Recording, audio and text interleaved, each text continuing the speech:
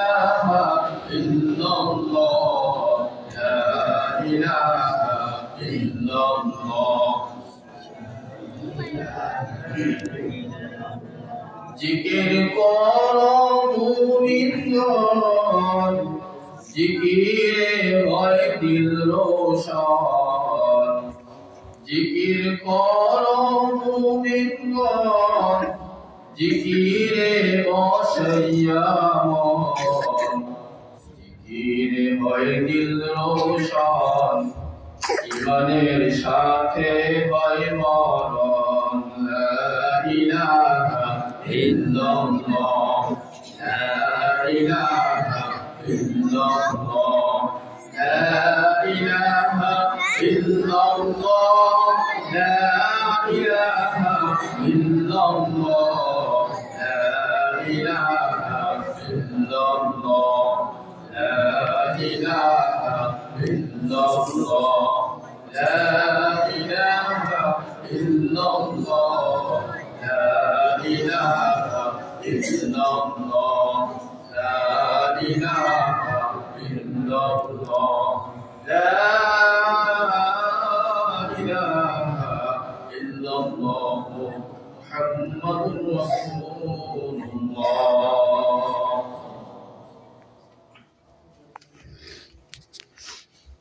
দারুল কোরআন মাদ্রাসা গাজীপুর বাবা ও বালিকা শাখার উদ্যোগে সবক প্রদান উপলক্ষে 25তম বার্ষিক ওয়াজ মাহফিল আজকের ওয়াজ মাহফিলের সদরদল সম্মানিত সভাপতি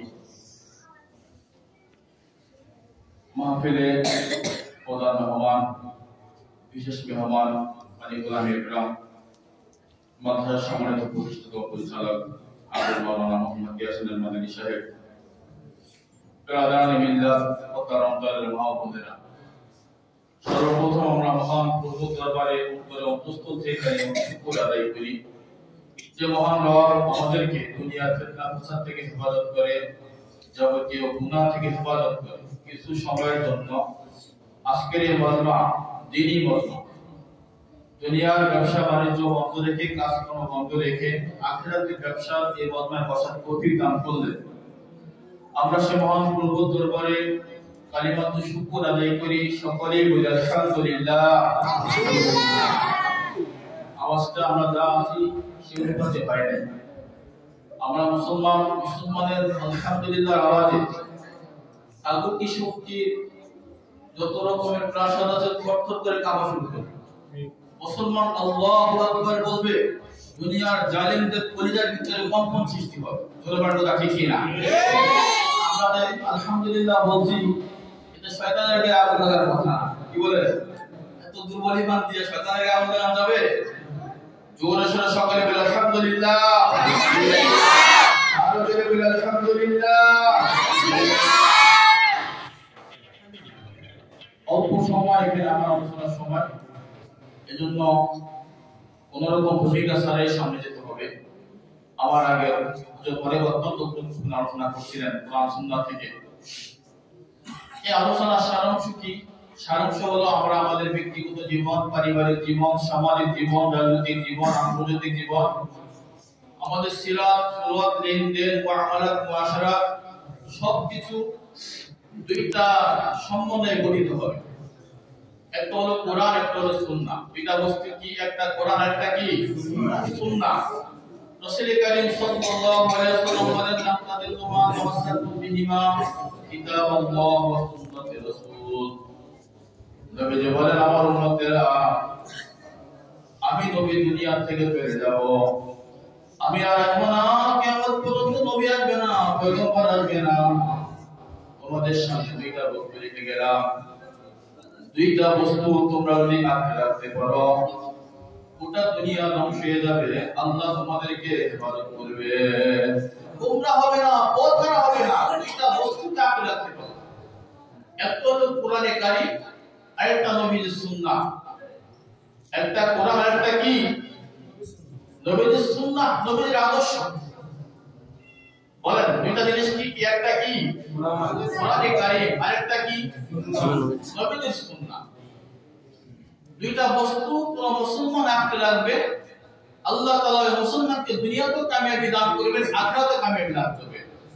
এই দুইটা বস্তু কোন সমাজে বাস্তবায়ন হবে, আল্লাহ তাআলা ওই সমাজের মধ্যে রহমত দিবেন, বরকত দিবেন, আল্লাহ তাআলা আযাব বন্ধ দূর করে দিবেন। এই দুইটা বস্তু রাষ্ট্রের ভিতরে কায়েম হবে, আল্লাহ পাক ওই রাষ্ট্র থেকে আযাব, গজব, বিপদ আপদ দূর করে দিবেন। জোরে বলুন সুবহানাল্লাহ। এটা কে বলে গেছেন? বিশ্বনবী মুহাম্মদ আরবি মুহাম্মদুর রাসূলুল্লাহ। জোরে বলেন আরো জোরে বলেন সাল্লাল্লাহু আলাইহি আরো জোরে বলেন সাল্লাল্লাহু আলাইহি ওয়াসাল্লাম। নবীর নাম বলতে কিলিবিলি করতে হয় না। দুরূদ শরীফ কিলিবিলি বললে ঈমানের মুসকানিয়ত বোঝা যায়। আল্লাহ তাআলা শানুহু বান্দা কোনো আমল করেন না, একটা আমল করেন, সেটা হলো বান্দা নবীর উপর দুরূদ শরীফ পড়ে, আল্লাহ নবীর উপর দুরূদ শরীফ পাঠ করে। জোরে বলেন সুবহানাল্লাহ। দুরূদ শরীফ মানে আমল, দুরূদ শরীফ এটা মকবুল আমল। বান্দা অনেক আমলে ভুল হয়, ত্রুটি হয়, এটা কবুল নাও হতে পারে। আর দুরূদ প্রিয় নবীর আদর্শ, আল্লাহ পাকের প্রিয় হাবিবের দুরূদ, এটা পড়বে আল্লাহ কবুল করে নেবে। জোরে বলেন সুবহানাল্লাহ। নবীজি বলেন একবার দুরূদ শরীফ পড়লে আল্লাহ তাআলা সঙ্গে সঙ্গে 10টা রহমত নাযিল করে, 10টা বরকত দান করে, 10টা গুনাহ মাফ করে দেয়। আল্লাহ পাক বান্দারে 10টা দরজা পূর্ণ করে দেয়। জোরে বলেন সুবহানাল্লাহ। দুরূদ শরীফ একবার আমার আপনাদের প্রিয় নবী মুহাম্মদ আরবি মুহাম্মদুর রাসূলুল্লাহ সাল্লাল্লাহু আলাইহি ওয়াসাল্লাম বলেন, আমার উম্মতেরা শুনো, লাম তাদিল্লু মা তামাসসাকুম বিহিমা কিতাবুল্লাহ ওয়া সুন্নাতুর রাসূল। আমি নবী বলে গেলাম, তোমরা হবে না, পথহারা হবে না, তোমাদের ধ্বংস হবে না। দুইটা বস্তু তোমরা যদি আঁকড়ে রাখতে পারো, একটা হলো কোরআন, আরেকটা হলো আমি নবীর আদর্শ, আমি নবীর সুন্নাত। দুইটা বস্তুকে যা আঁকড়ে রাখবে, ব্যক্তি আঁকড়াবে, ব্যক্তির উপর আল্লাহ রহমত দিবেন। পরিবারের ভিতরে সুন্নাত থাকবে, কোরআন থাকবে, এই পরিবারে আল্লাহ রহমত দিবেন। সমাজের ভিতরে থাকবে, সমাজের আল্লাহ রহমত দিবেন। রাষ্ট্রের ভিতরে থাকবে, আল্লাহ তাআলা রাষ্ট্রের ভিতরে আল্লাহ রহমতের বরকত করে দিবেন। জোরে বলেন সুবহানাল্লাহ। আজকে মুসলমানদের ঘরে কোরআন শরীফ দেখা যায় না, মুসলমানদের ঘরে ঘরে টেলিভিশন, মুসলমানদের ঘরে ঘরে 20 লাখ ইন্টারনেটের কানেকশন। রাতে ঘুমায় যায় মুসলমান, গান শুনতে শুনতে ঘুমায়, আল্লাহর কোরআন তেলাওয়াত করে ঘুমায় না, দুরূদ শরীফ পড়ে পড়ে ঘুমায় না। নাউযু বিল্লাহি মিন যালিক। এজন্য বেরহমত, আযাব, গজব এগুলি আমাদের বাকি আছে। ও মুসলমান, আল্লাহ জাল্লা শানহু আমাদেরকে দুনিয়াতে প্রেরণ করে। আল্লাহ বলেন, আমার বান্দা বান্দীরা, আমি কিছু দিনের জন্য তোমাদেরকে দুনিয়াতে প্রেরণ করলাম, একটা নির্দিষ্ট সময় দেয়া। আল্লাহ বলেন, ওয়ালিকুল্লি উম্মাতিন আজাল ফাইদা জাআলাহুম লা ইস্তাখিরুনা সাআতান ওয়া লা ইস্তাকদিমুন। একটা সময় বেঁধে দিয়েছে আমাকে আপনাকে দুনিয়াতে প্রেরণ করে, এই সময় শেষ হয়ে যাবে, আর কাউকে থাকতে দিবে না। কেন কেন পাঠাইলেন আমাকে আপনাকে, কেন পাঠাইলেন? আল্লাহ বলেন, আল্লাযী খালাকাল মাউতা ওয়াল হায়াতা লিয়াবলুয়াকুম আইয়ুকুম আহসানু আমালা। আয়াতের তাফসীর করতে গেলে মিনিমাম ঘন্টা খানিক সময় লাগবে, এত সময় আমার হাতে নেই, সংক্ষেপে বলতে হবে বাবাজি। আল্লাহ বলেন, আল্লাযী খালাকাল মাউতা ওয়াল হায়াতা, আমি তোমাদেরকে সৃষ্টি করেছি মৃত্যু থেকে। আল্লাযী খালাকাল মাউতা ওয়াল হায়াতা, এরপর তোমাদেরকে জীবন দিলাম। লম্বা কথা বলার সময় নেই। কেন? লিয়াবলুয়াকুম আইয়ুকুম আহসানু আমালা, আমি দেখবো, পরীক্ষা করব। এই যে হায়াত দিলাম, এই হায়াতকে, এই জীবনকে তোমরা কারা কারা ভালো আমল করো, এটা আমি পরীক্ষা করব। এটা পরীক্ষা করার জন্য আল্লাহ পাক আমাকে আপনাকে দুনিয়াতে প্রেরণ করেছেন, পরীক্ষা করবে। আহসানু আমালা, যারা ভালো আমলের সাথে থাকে, যারা গুনাহের সাথে জড়ায় যায়, এটা দেখবেন কে? জোরে বলেন, জোরে বলেন কে? আল্লাহ। আপনারা কি আমার কথা শুনেন না? বুঝা যায় না? বুঝলে কথা না বললে বলতে কিছুই বুঝেন না। আল্লাহ বলতেছেন, আমি তোমাদেরকে পরীক্ষা করব, লিয়াবলুয়াকুম আইয়ুকুম আহসানু আমালা, তোমাদেরকে পরীক্ষা করব তোমরা কারা কারা ভালো ভালো আমলগুলি করো, এটা আল্লাহ পরীক্ষা করবে। আল্লাহ বলেন, ইয়া আইয়ুহাল্লাযীনা আমানু তাকুল্লাহ, ইয়া আইয়ুহাল্লাযীনা আমানু তাকুল্লাহ ওয়ালতানজুর নাফসুম মা কাদ্দামাত লিগাদ ওয়াত্তাকুল্লাহ ইন্নাল্লাহা খাবীরুম বিমা তা'মালুন। আল্লাহর নামে ইমানদার বান্দা বান্দীরা, ইয়া আইয়ুহাল্লাযীনা আমানু তাকুল্লাহ, আমি আল্লাহরে ভয় করো। আল্লাহ বলেন কাকে ভয় করতে? আল্লাহকে। বলে বলেন কাকে? আল্লাহকে। আর বলে বলেন কাকে? আমরা আল্লাহরে ভয় করি না। আমরা ভয় করি না তাহলে দিকে আমরা ভয় করি বড় মিয়ারে। আমরা প্রশ্ন করি বড় মিয়া, আমরা আসল মালিক আল্লাহরে ভয় করি না। বলে বলেন কথা ঠিক কিনা? বিপদ আপদে পড়লে মুসলমানের স্বপ্ন হইয়া বড় মিয়ার পিছনে দৌড়ায়, নেতার পিছনে দৌড়ায়, নেত্রীর পিছনে দৌড়ায়। আল্লাহ বলেন নেতা নেত্রী তোমার উদ্ধার করতে পারবে না। উদ্ধার করার মালিক কে? জোরে বলেন আল্লাহ। সেবা দেওয়ার মালিক কে? জোরে বলেন আল্লাহ। আল্লাহ জাল্লা শানহু বলেন ওয়াল তানজুরু নাফসুম মা কদ্দামাত লিগাদ। চিন্তা করো, মাঝে মাঝে মাথাটা নিচের দিকে দিয়ে একটু চিন্তা করো, তোমার যে মাওলা দুনিয়াতে পাঠাইলো আবার দুনিয়া থেকে নিয়ে যাবে, কি তুমি কামাই করলা, আবার কি তুমি আগামী দিনের জন্য করলা, কি কামাই করলা, কি রেখা যাইতেছো আর কি প্রেরণ করতেছো, তুমি চিন্তা করো। বল তানজুরু নাফসুম মা কদ্দামাত লিগাদ ওয়াত্তাকুল্লাহ, আল্লাহর ভয় করো। ইন্নাল্লাহা খাবীরুম বিমা তা'মালুন। আল্লাহ বলেন আমার বান্দা বান্দিরা যে যেখানে থাকো যেভাবে থাকো, যা করো গোপনে করো প্রকাশ্যে করো, রাতের আধারে করো, ঘরের দরজা বন্ধ করে করো, পাহাড়ের গুহায় যায় করো, দুনিয়ার কেউ না শুনে একজন বুঝেন তিনি কে? জোরে বলেন আপনারা বাচ্চা বলেন তিনি কে? বলেন তিনি কে? আল্লাহ বলেন ইন্নাল্লাহা খাবীরুম বিমা তা'মালুন। অন্তঃস্থলে কি আছে তোমার ভাই বোঝে না, তোমার বোন বোঝে না, স্ত্রী বোঝে না, মা বোঝে না, বাবা বোঝে না, স্বামী বোঝে না, কেউ বোঝে না। পাশের মানুষ বসে বসে চিন্তা করতেছে, আপনার পাশে যে লোকটা আছে সে কিন্তু বোঝে না আপনি কি চিন্তা করেন। জোরে বড় কথা ঠিক কিনা? কেউ না বুঝলে একজন বোঝেন তিনি কে? আল্লাহ। তিনি কে? আল্লাহ। তিনি কে? ওই রবের মানিয়ে চলেন, ওই রবের হুকুম আহকাম মানিয়ে চললে আল্লাহ বলেন দুনিয়াতেও শান্তি, আখিরাতেও শান্তি। আল্লাহ হাবিব বলেন দুনিয়াটা হলো আখিরাতের কৃষি ক্ষেতের মতো।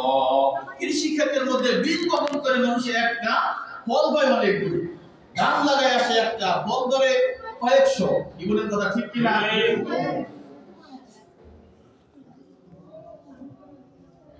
আম গাছের আমের বিচি লাগাইলেন একটা, এখান থেকে ফল খাইতেছেন হাজার হাজার মানুষ। আল্লাহ বলেন দুনিয়া হলো আখিরাতে কৃষি ক্ষেতের মতন। এখানে বান্দা সুবহানাল্লাহ বলে, আলহামদুলিল্লাহ বলে, আল্লাহু আকবার বলে, এগুলি বলার কারণে বলে একবার আল্লাহ তাআলা হাজার হাজার হাজার হাজার নেকি বান্দার আমলনামা জমা করে দেয়। জোরে বলেন সুবহানাল্লাহ। সুবহানাল্লাহ। আলহামদুলিল্লাহ হাজার হাজার নেকি জমা হয়ে যায়। একবার বলে আল্লাহু আকবার, হাজার হাজার নেকি বান্দার আমলনামা জমা হয়ে যায়। এরকম কৃষি ক্ষেত্রের ভিতরে ধান লাগায় সে বান্দা চিন্তা করে না কতটা ধান হবে। আল্লাহ বলেন তুমি চিন্তা করো না, আমি আল্লাহ এই ধান বাড়াইতে বাড়াইতে তোমার এক মন ধানের এরকম 100 মন বাড়ায় দেই।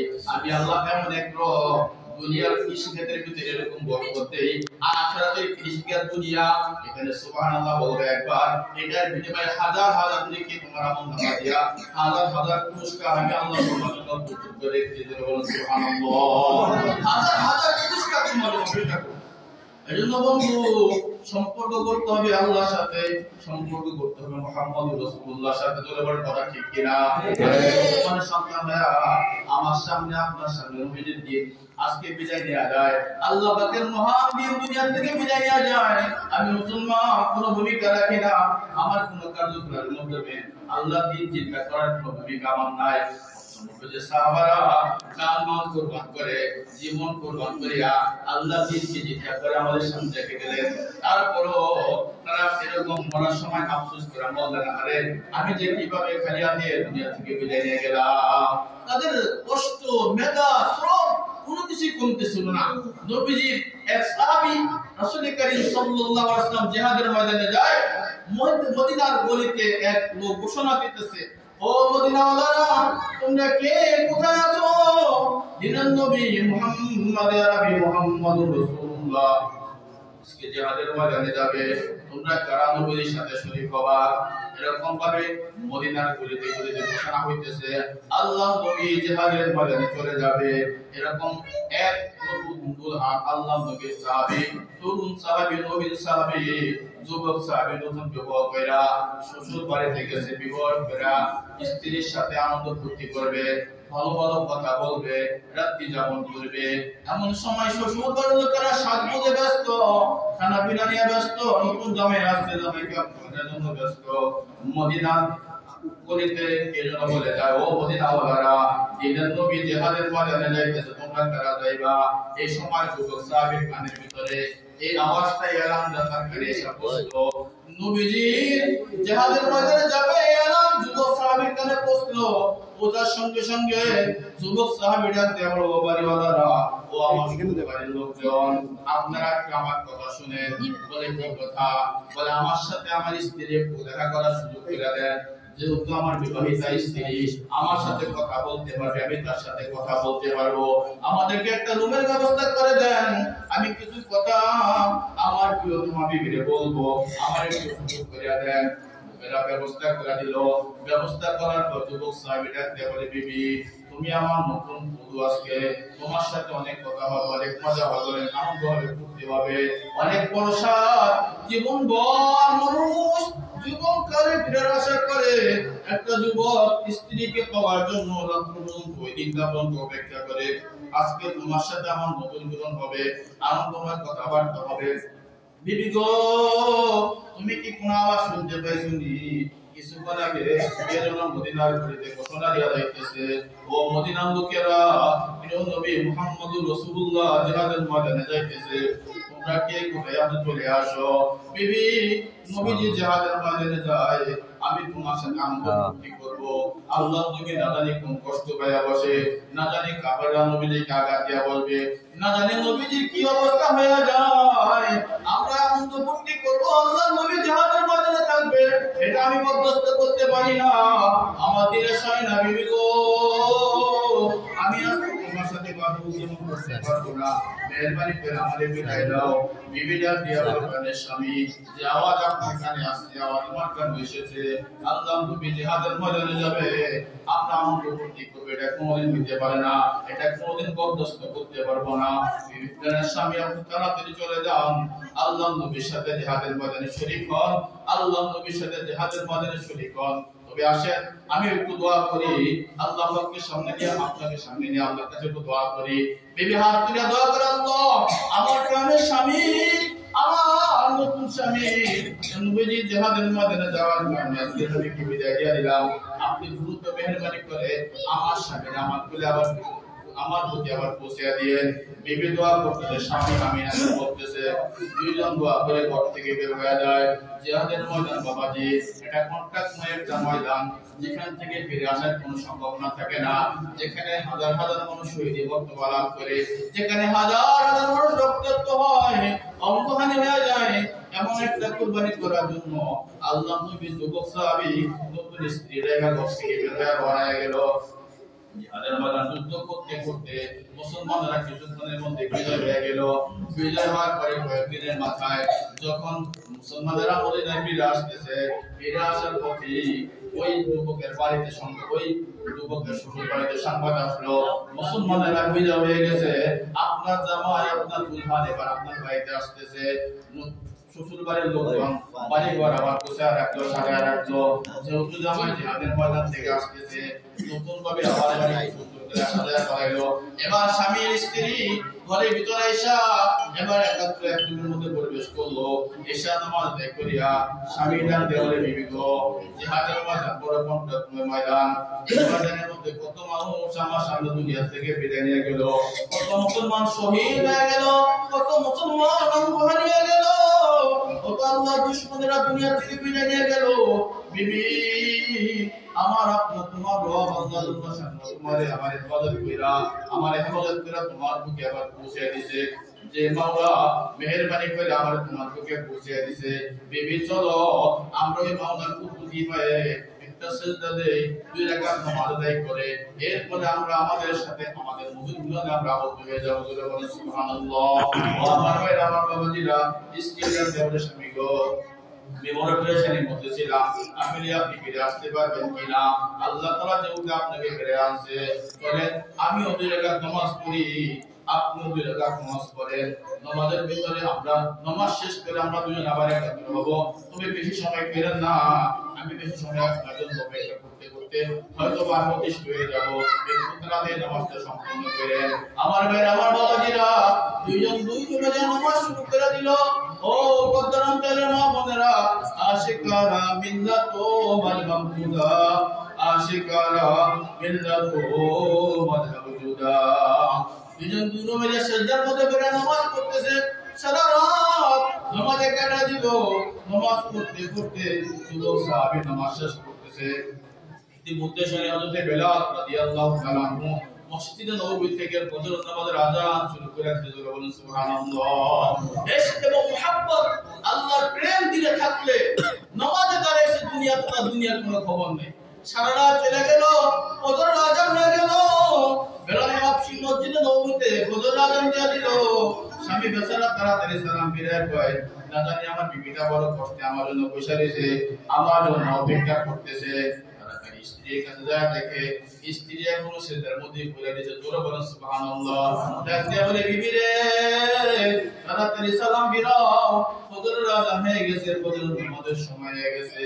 এবার বিবি সালাম ফিরায় স্বামীর কাছে বলে, স্বামী গো, আমার ভুল হয়ে গেছে, আপনি না জানি কতক্ষণ আমার জন্য অপেক্ষা করতেছেন, না জানি আপনার কত কষ্ট হয়ে গেছে, আপনি মেহেরবানি করে আমারে ক্ষমা করে দেন। স্বামী ডাক দিয়ে বলে, বিবি তোমার জন্য আমার কোনো কষ্ট হয় নাই, আমি যখন নামাজে দাঁড়াইছি আমার দুনিয়ার কোনো খবর ছিল না। স্ত্রী ডাক দিয়ে বলে, স্বামী গো, আমি যখন নামাজে দাঁড়াইলাম, আমার রবের সামনে যখন দাঁড়িয়ে গেছি, আমার রবের প্রেম, আমার রবের মহব্বত, এই ভালোবাসা এমন ভাবে তৈরি হলো, আপনি যে আমার স্বামী আমার জন্য অপেক্ষা করতেছেন এই কথাটা আমার মনে নাই। স্বামী ডাক দিয়ে বলে, ও বিবি, একই অবস্থা আমার, তুমি যে আমার প্রিয়তমা বিবি, তুমি যে আমার নতুন বধূ, আমি আমার রবের সামনে দাঁড়ানোর পরে আল্লাহর ইশক, আল্লাহর মুহাব্বত, আল্লাহর প্রেম দিলের মধ্যে এমন ভাবে তৈরি হলো যে তোমার কথা আমার আর মনে ছিল না। জোরে বলেন সুবহানাল্লাহ। আমার বাবাজিরা, ইশক এবং মুহাব্বত দিয়া মালিকের সামনে দাঁড়ানোর মতো দাঁড়ানো যায়। আল্লাহ বলেন, আল্লাযীনা আমানু আশাদ্দু হুব্বান লিল্লাহ। আল্লাহ বলেন, আমার ঈমানদার বান্দা বান্দীরা আমি মাওলাকে সবচেয়ে বেশি মহব্বত করে। ঈমানদাররা সবচেয়ে বেশি কারে মহব্বত করে? জোরে বলেন, হে মুসলমান, জোরে আওয়াজ দেন, কারে মহব্বত করে? আল্লাহকে। আশাদ্দু হুব্বান লিল্লাহ। আমার ঈমানদার বান্দা বান্দীরা দুনিয়ার সবচেয়ে বেশি মহব্বত করে আমি আল্লাহরে। ঈমানদার সবচেয়ে বেশি মহব্বত করবে আল্লাহকে। আমার সব কাজ করে নামাজের সময় হয়ে গেছে, আমি কাজকে পিছনে রেখে আমি নামাজ পড়ব, এটা হলো ঈমানদারের আলামত। যদি বলেন কথা ঠিক কিনা? ঈমানদারের কাজ হবে আমার আল্লাহ হুকুম সামনে আসছে, সব কাজ পিছনে রেখে আমি আল্লাহর হুকুমকে আদায় করব। এই মুসলমান পারবে তো ইনশাআল্লাহ? ইনশাআল্লাহ ইনশাআল্লাহ। হাত তুলে আল্লাহকে শক্তি করেন যে আল্লাহ তাআলা যতদিন বাঁচিয়ে রাখেন নামাজের সময় হবে আমার সব কাজ করে দেব, আমি আগে নামাজ আদায় করব। পারবেন ইনশাআল্লাহ? আল্লাহ আমাদের সকলকে তৌফিক দান করুন। সারা জীবন পর ওয়াজ শুনব, এই ওয়াজ আমাকে কোনো ফায়দা দিবে না।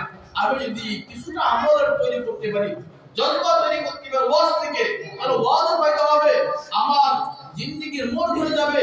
আর যদি আমি জীবন ওয়াজ শুনলাম, কোনো ফায়দা হলো না, এটা আওয়াজে শুনলাম, এটা ওয়াজের কিছু হয় না। এই জন্য বন্ধু, ওয়াজ থেকে কিছু ফায়দা নেওয়া। এক বুজুর্গ ওয়াজ করতেছেন অনেকক্ষণ ধরে, ওয়াজ করার পরে এক আল্লাহর বান্দা মসজিদের পাশ দিয়ে হাইটা দাঁড়িয়ে উনি বসছেন। বসার পরে কিছুক্ষণ পর উনি উঠা যাইতেছে। এক বলতেছেন, ভাই আমি ওয়াজ শুনতে আসছি, আমরা অনেকক্ষণ ওয়াজ শুনতেছি, আমাদের ওয়াজ শোনা শেষ হয় না, তো শুনি ভালো লাগে। আর আপনি বলতেন আসলেন আর কিরা দেখতেছেন আপনার ওয়াজ শোনা শেষ, ভাই আপনি কি ওয়াজটা শুনছেন আমাদেরকে একটু বলেন।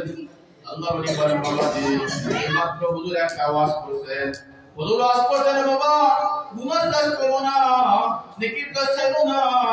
আমি চিন্তা করে দেখলাম যদি এই কথাটা আমি করতে পারি আমার আর কোনো ওয়াজের দরকার নাই। গুনার কাজ করবো না, নেকির কাজ ছাড়বো, ওয়াজ থেকেই যথেষ্ট। কি বলেন কথা ঠিক কিনা?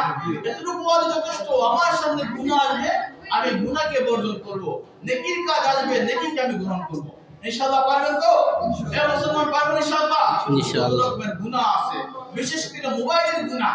এখন তো ঘরে ঘরে, রাস্তায় ঘাটে, দোকানে বাজারে মোবাইল এক আযাব হিসেবে মুসলমানরা দাবি করে।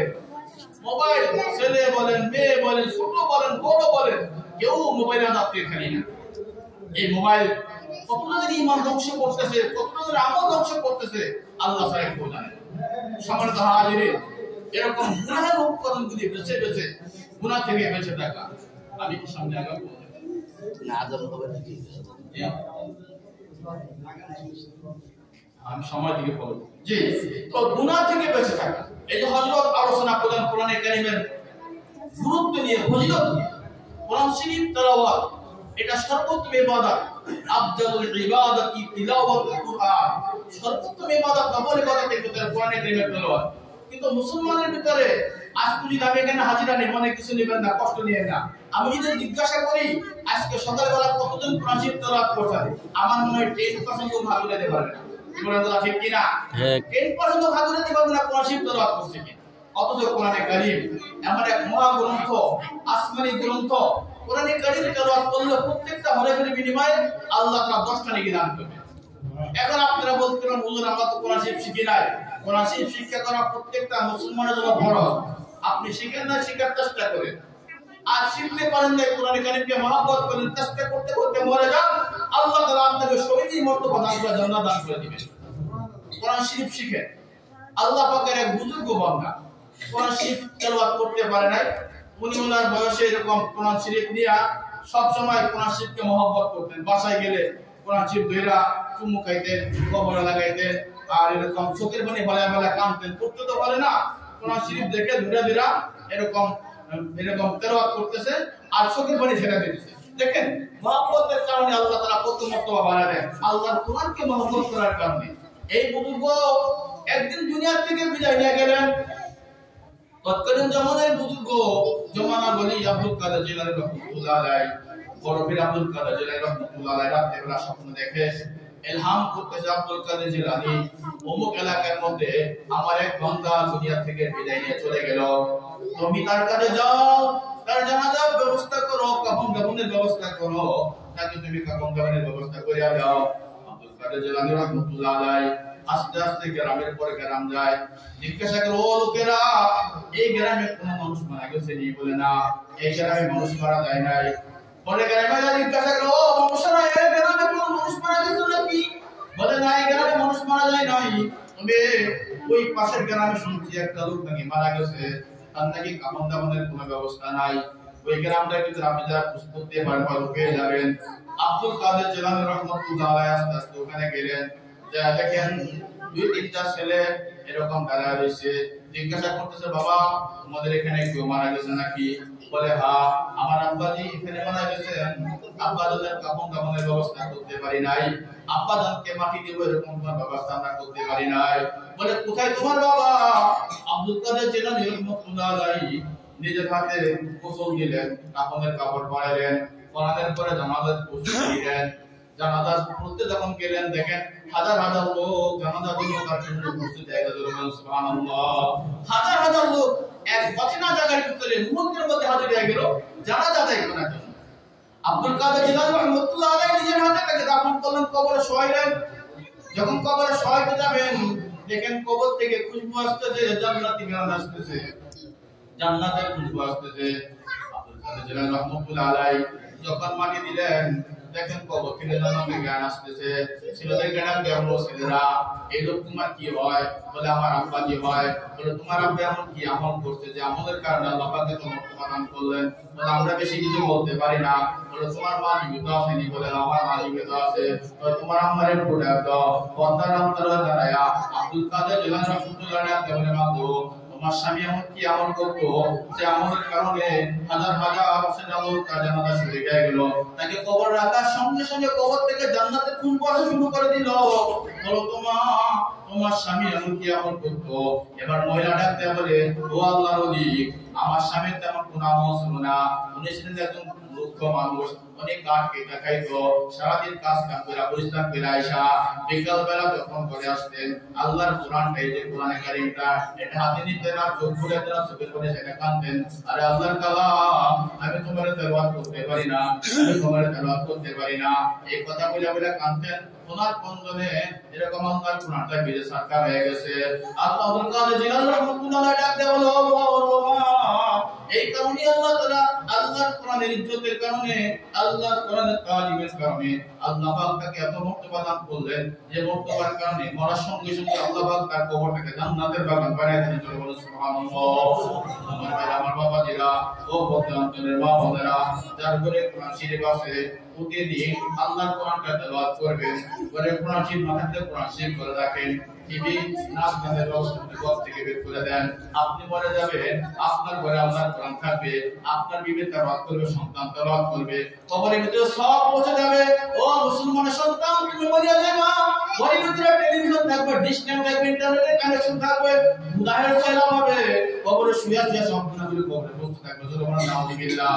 এজন্য বাবাজি কি করবেন, বাইচাদেরকে চিন্তা করেন। আল্লাহ বলেন আলিমাত নাফসুম মা কদ্দামাত ওয়া আখরাত, কি রেখা যাইতো, কি নিয়ে যাইতো, একটু চিন্তা ভাবনা করো, রেখা যান কি নিয়ে যান, কি খরচ রেখা দেবেন, কবরে সব বলবে, খারাপ জিনিস রেখা দেবেন, কবরের ভিতরে আযাব আর লাভ করতে থাকবে। জোরে বলেন নাউযুবিল্লাহ। আল্লাহ পাক আমাদের সকলকে যেন দ্বীনের সহি প্রদান করে, আল্লাহ যেন আমাদেরকে দ্বীন মোতাবেক জীবন যাপন করতে হবে, সকলে বলি আমিন। ওয়া আখিরু দাওয়ানা লিল্লাহিল হামদ। এখন আযান